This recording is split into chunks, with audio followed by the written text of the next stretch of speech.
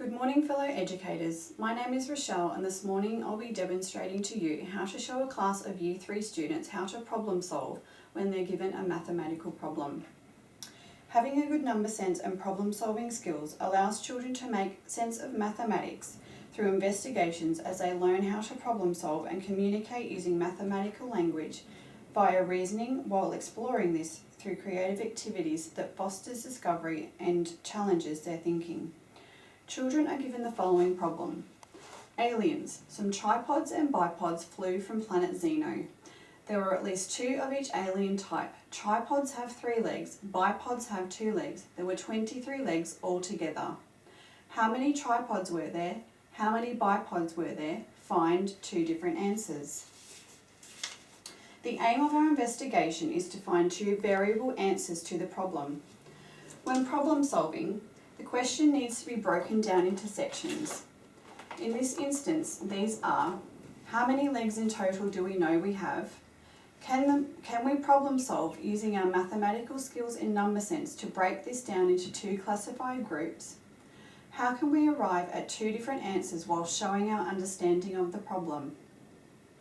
Further discussion will include: how can we then represent this information we have found as a visual aid to compare the 2 groups? Mathematical concepts include one-to-one correspondence, seriation and cardinal principle, addition, subtraction, multiplication and division, classification and grouping, and skip counting. Good problem solvers look at all their information. First of all, we need to look at the given number of total alien legs, which we know is 23. So let's draw it. We know we have 23 alien legs altogether, and this is our cardinal number. Secondly, we know we have 2 alien groups, the bipods and the tripods. We also know that the characteristics that help classify these aliens into their 2 different groups are that bipods have 2 legs and tripods have 3 legs. We also know that to solve this problem, there are at least 2 of each alien, so let's classify them into their 2 different groups to get started on our problem. So we have 2 bipods and 2 tripods. Now let's count our legs. 1, 2, 3, 4, 5, 6, 7, 8, 9, 10. So we have so far problem solved to give us 10 alien legs. Now let's go back to our final total number of 23. We know our final total number of alien legs must equal 23. We have so far problem solved to give us a total of 10 legs. So our next step is to discover how many more legs we need. How would we do this? Subtraction. We will subtract the 10 legs we have already found from our final total number of 23. By grade 3 level, most children will be able to do this to give us a number of 13. So we still need to find 13 more alien legs. We must now problem solve to work out 2 different ways that we can find our final 13 alien legs. Let's look at what makes up the number 13. By grade 3 level, most children will know that 10 plus 3 makes 13. Could this number somehow be divided to give us enough alien legs? Let's take a closer look. We know that tripods have 3 legs. So let's draw 1 tripod. When we take this 3 away from the 13, this now gives us 10 more legs to find. We know that bipods have 2 legs. Can the number 10 be divided equally by 2's to give us an answer? By grade 3 level, most students will know that 10 will divide equally by 2's 5 times. So let's draw our 5 bipods. 1, 2, 3, 4, 5. 2, 4, 6, 8, 10. Now that we have figured this out, we can group our aliens together and count them. So we have 1, 2, 3, 4, 5, 6, 7 bipods and 1, 2, 3 tripods. Now we must always go back and check that we have our final total number of 23 alien legs. So we can do some skip counting here. 2, 4, 6, 8, 10, 12, 14, 15, 16, 17, 18, 19, 20, 21, 22, 23. So we have now problem solved our first investigation.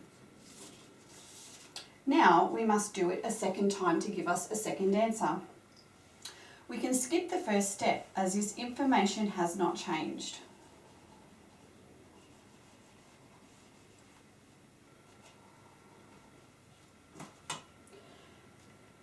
We still have 2 bipods and we still have 2 tripods. So we need to find a solution to the problem of finding 13 alien legs. This time, let's take a look at how many tripods we could get. So this means how many times will the number 3 fit into 13 as tripods have 3 legs? Let's take a closer look. 1, 2, 3, 4, 5, 6, 7, 8, 9, 10, 11, 12. Now the number 12 fits equally into 13, but that only leaves us with 1 more alien leg, and there are no aliens with just 1 leg. So let's get rid of 1 of our tripods. This now leaves us with 1, 2, 3, 4, 5, 6, 7, 8, 9. When we take our 9 away from the 13, this leaves us with 4.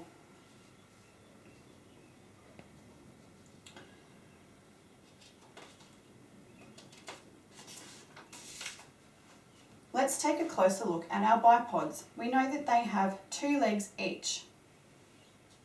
At Year 3 level, most children will know that 2 will fit into 4 2 times. So we can have 2 bipods here to make 4. Let's draw them. 1, 2. 1, 2, 3, 4. Now let's group them as we did the first time and count them. 1, 2, 3, 4. 4 bipods and 1, 2, 3, 4, 5 tripods. Now let's, as we did the first time, go back and check that we have 23 legs. 2, 4, 6, 8,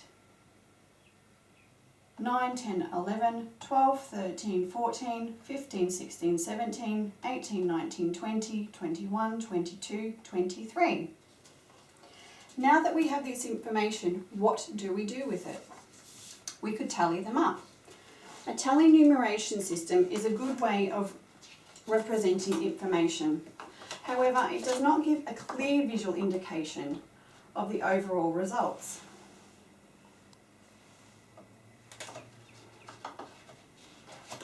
A column graph, however, is a good way of displaying information. In this instance, we have an effective way of representing the data to make comparisons between our 2 alien groups. This graph here represents the information we found from group 1. This graph here represents the information we found from group 2. And this last graph here is the information that we found when we combine all our results together. When students use representation, many find illustrations a simple and useful way to solve problems as it provides a meaningful way for them to comprehend and articulate number patterns. In their classroom, children could use paddle pop sticks instead, or straws, as a hands-on visual aid to help them in their problem solving. This activity links into the Australian curriculum in the area of number and algebra, as children represent and solve problems using mental and written strategies, as well as exploring statistics by organising information into categories using graphs to represent the data. I hope this presentation was insightful for you to implement into your future classroom practice. Thank you for listening.